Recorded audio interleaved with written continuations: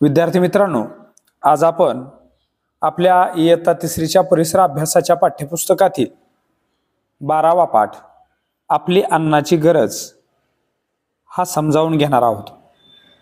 विद्यार्थी मित्रांनो, पाठाच्या सुरुवातीला आपल्याला 3 चित्र दिलेली आहेत। या चित्रामध्ये एक मुलगी आहे आणि ही मुलगी आजारी पडल्यानंतर अशक्त झालेली आहे। तिच्या शरीरामध्ये ताकद राहिलेली नाही आणि काही दिवसांनी ती बरी झाली। त्यानंतर ती सुधारली। आपल्याला प्रश्न विचारलाय की ती कशामुळे सुधारली असेल। तुम्ही जर चित्र नीट पाहिलं तर ही मुलगी आजारी पडलेली आपल्याला दिसते आहे। दुसऱ्या चित्रात तिची आई तिला खाऊ घालते आहे, भरवते आहे। तिसऱ्या चित्रामध्ये ती बरी होऊन खेळत आहे। आता तुमच्या लक्षात आलं असेल की या मुलीला आजारामुळे अशक्तपणा आला होता, मात्र योग्य आहार घेतल्यामुळे, चांगलं अन्न घेतल्यामुळे तिची तब्येत व्यवस्थित झाली आणि ती पुन्हा खेळू लागली। आपल्याला आणखी काही चित्र इथे दिलेली आहेत आणि प्रश्न विचारलाय की बाळाची उंची आणि वजन यामध्ये वाढ कशामुळे झाली। बाळाची आई बाळाला मांडीवरती घेऊन भरवते आहे। त्यानंतर बाळ हालचाल करत आहे। त्यानंतर आई त्याला खाऊ घालते आहे। तुमच्या लक्षात आलं असेल की बाळाची ही जी वाढ होते आहे, बाळाची उंची वाढते आहे, ती वाढ आणि उंची ही केवळ आणि केवळ योग्य आहार म्हणजेच योग्य अन्न घेतल्यामुळे झालेली आहे। आपल्याला भूक का लागते असा एक मुख्य प्रश्न पाठामध्ये आपल्याला विचारलाय। आपल्या शरीराचं काम व्यवस्थित चालायला हवं, आपल्या शरीराचे काम हे व्यवस्थित चालायला हवं, त्यासाठी आपल्याला अन्नाची गरज असते। आपल्या शरीराचं काम व्यवस्थित चालण्यासाठी आपल्याला अन्नाची गरज असते। अन्नामुळे आपल्या शरीराची वाढ होते।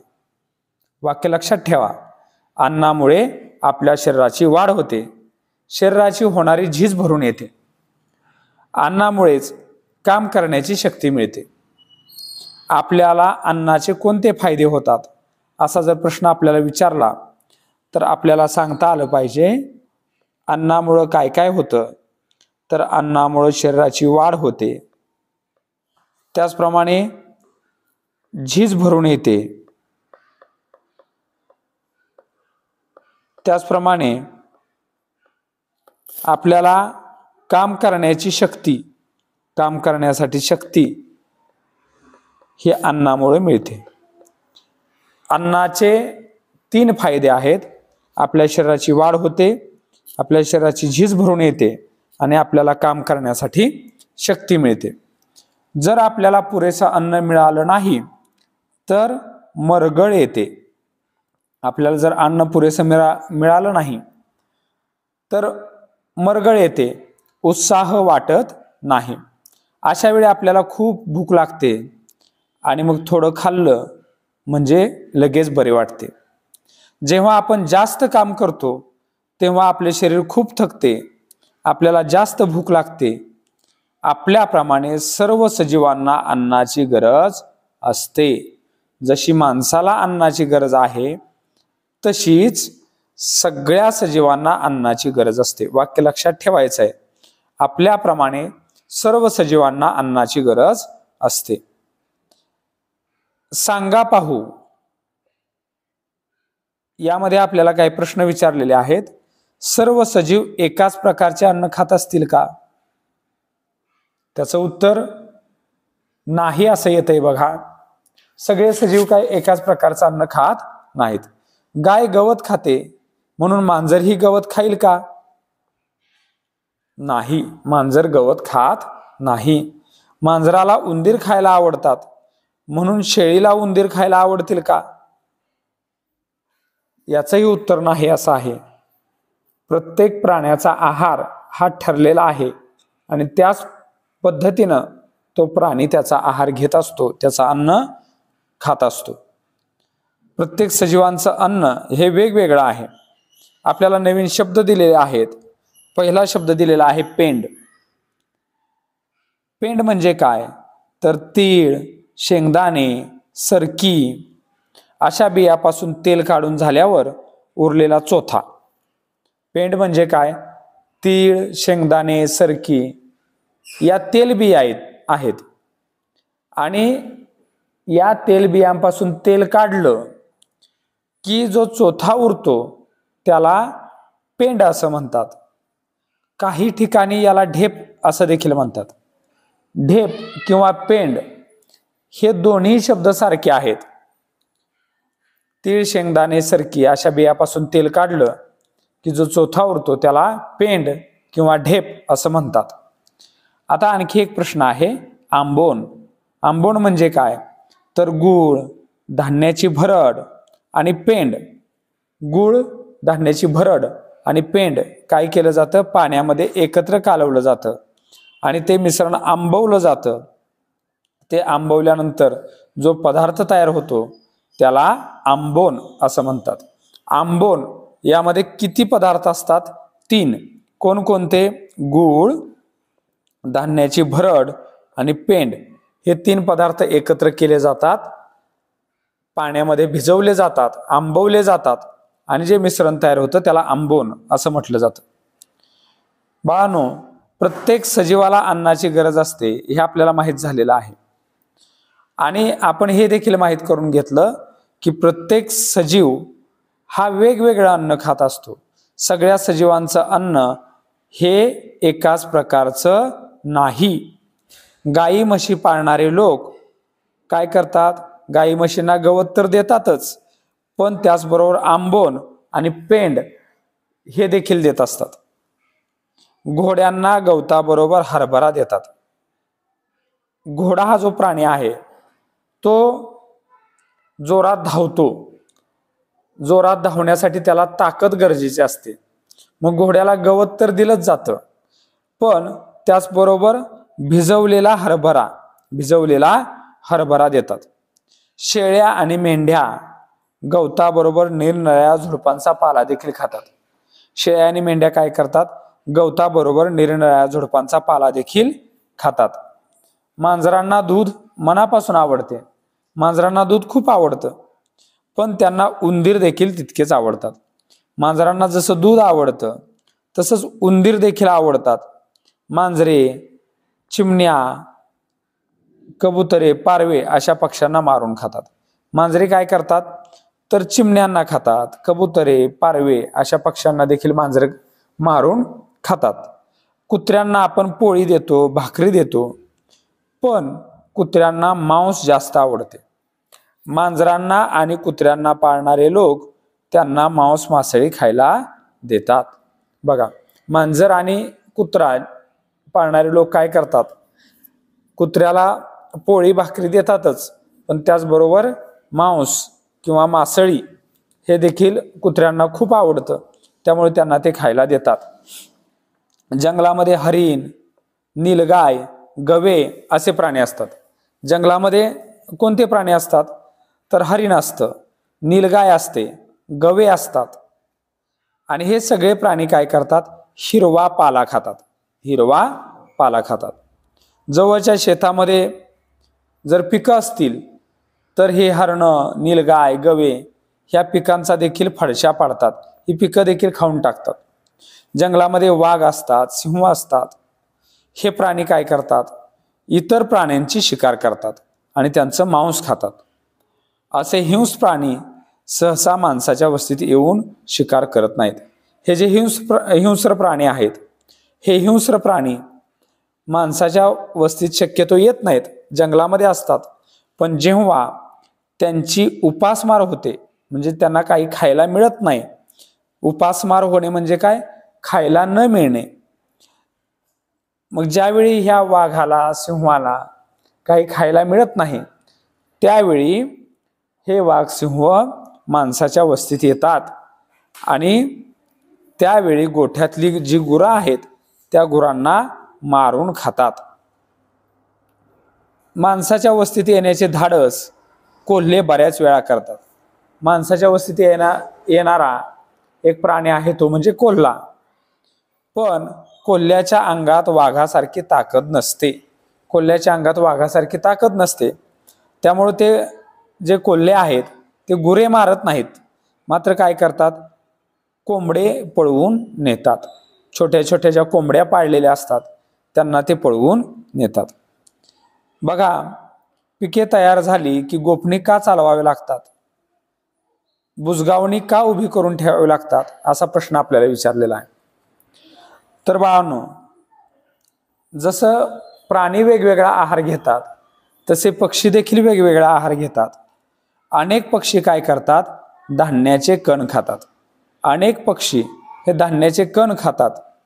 मग शेतकरी आपल्या शेतामध्ये वेगवेगळे धान्य पेरत असतो, कडधान्य पेरत असतो, आणि हे धान्य तयार झालं की पक्षी काय करतात, ते दाणे खाण्यासाठी आजूबाजूकडून शोधत त्या पिकावरती येतात आणि त्यातून पिकाची नासाडी देखील होते. पक्षी हे जे धान्य आहेत खातातच, पण त्याचबरोबर पिकाची नासाडी देखील करतात. अशी नासाडी टाळण्यासाठी मग माणूस काय करतो, शेतकरी काय करतो, तर गोफण घेतो. तुम्हाला इथं चित्र दिसतंय बघा, हातामध्ये हा शेतकरी दादा जो आहे तो गोफण घेऊन उभा आहे आणि या गोफणीला इथं दगड ठेवलेला असतो. ही गोफण जोरात फिरवले जाते आणि गोफण फिरवली की तिचा फट असा आवाज येतो. त्या आवाजामुळं पक्षी उडून जातात. त्याचप्रमाणे दगड भिरकावला जातो, त्या दगडाला घाबरून देखील पक्षी पळून जातात. त्याचप्रमाणे बुजगावणं शेतामध्ये उभं केलं जातं.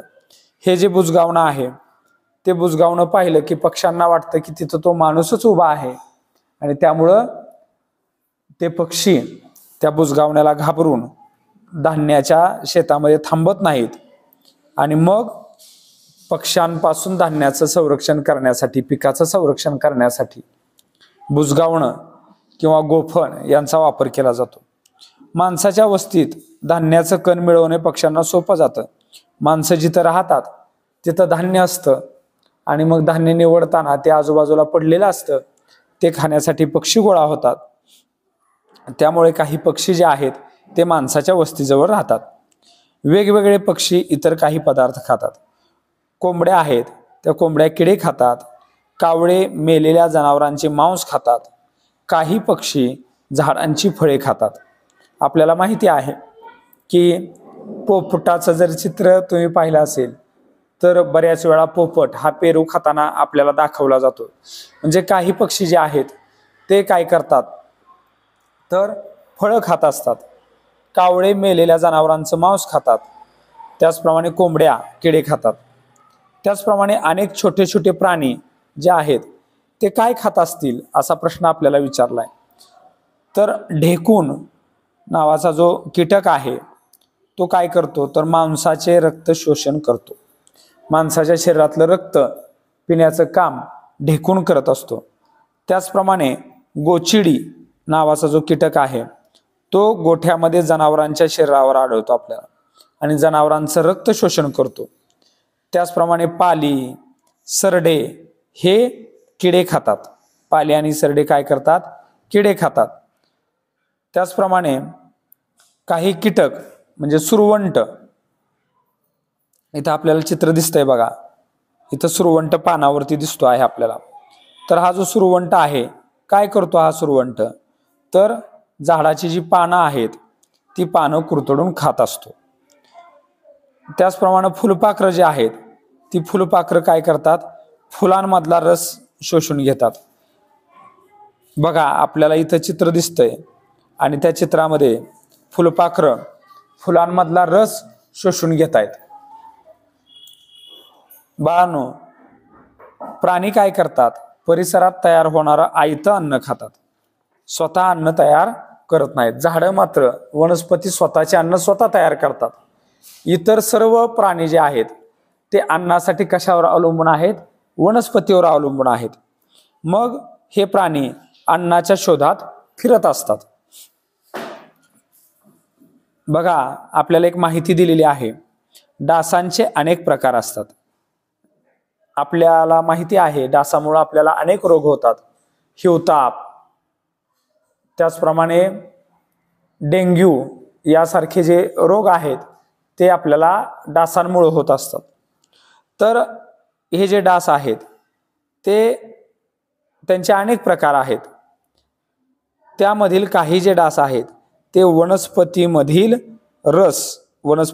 रस शोषण करतात आणि थोड्या प्रकारचे काही डास जे आहेत ते माणसाचे रक्त शोषतात. सगळेच डास माणसाचं रक्त पित नाहीत, माणसाचं रक्त शोषून घेत नाहीत.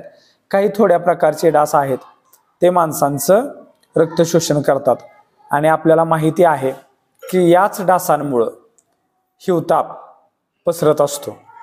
त्याचप्रमाणे डेंग्यू नावाचा जो जीवघेणा आजार आहे, डेंग्यूची साथ येते पावसाळ्यामध्ये बऱ्याच वेळा, ते देखील डासांमुळेच पसरत असते. त्यामुळं डासांपासून आपण आपलं संरक्षण केलं पाहिजे. आपल्या आजूबाजूला, घराच्या आजूबाजूला पाणी साठू देऊ नये, डबकी साठू देऊ नये, डबक्यामध्ये पाणी साठवून देऊ नये. त्याच्यामध्ये डास काय करतात, अंडी घालतात आणि तेच डास आपल्याला परत आपलं रक्त शोषून घेतात आणि त्यामुळं अनेक रोग होतात.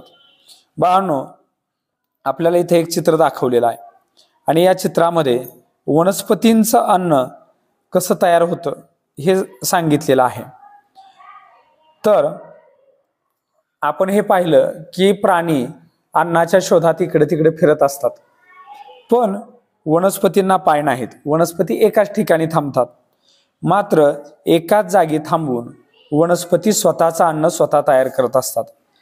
तर ते कसं तयार करतात बघा. वनस्पतींची जी मुळं आहेत ती जमिनीमध्ये असतात. तर ही जी मुळं आहेत त्याचं काम काय आहे, तर वनस्पतीला आधार देणं, वनस्पतीला व्यवस्थित उभं करणं, हे मुळाचं एक काम आहे.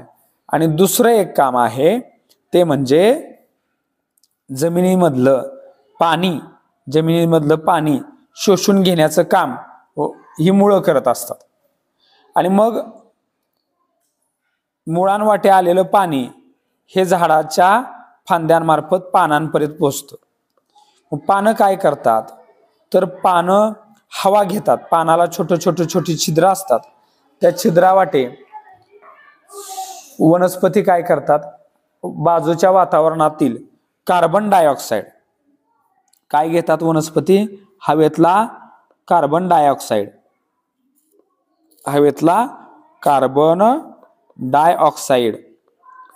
घेतात आणि त्याचप्रमाणे सूर्यापासून मिळणारा प्रकाश हा देखील घेतात वनस्पतीच्या पानावरती.